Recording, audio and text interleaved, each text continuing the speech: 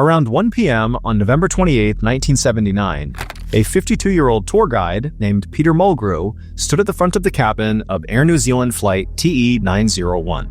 Out the window next to him, he looked out and he saw this vast white landscape reflecting the afternoon sun. And so he grabbed the microphone and announced to the 237 passengers that they were now flying over Antarctica.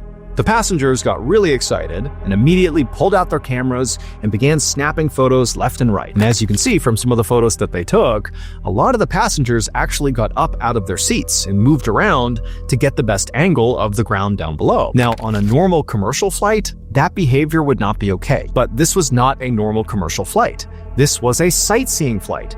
Air New Zealand regularly took off from New Zealand and would fly people up over Antarctica, and their tour guide would point out a few landmarks down below, and then that flight would land back in New Zealand. That was the whole thing. Peter had been a tour guide for this flight many times before, and so he knew what to expect. He not only knew kind of how passengers react, but he also knew exactly when to look out which side of the plane to get the best view. And so after a couple of minutes, he called out to the passengers, "Hey, if you look out the left side of the plane, you'll get a great view of the coast of Antarctica." So all the passengers, they immediately get up, they're taking photos. And then a couple of minutes later, Peter called out to the group again and said, "Okay, now look out the right side where you'll see Mount Erebus, this huge, stunning mountain." Now, Peter was accustomed to people gasping when they saw this mountain because it was so beautiful, so enormous.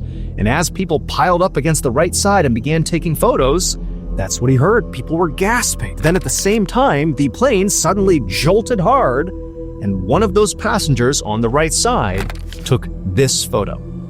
As you can see, there are black marks on the window, and these black marks are believed to be either engine oil or soot from Mount Erebus. Because Mount Erebus was not just some mountain.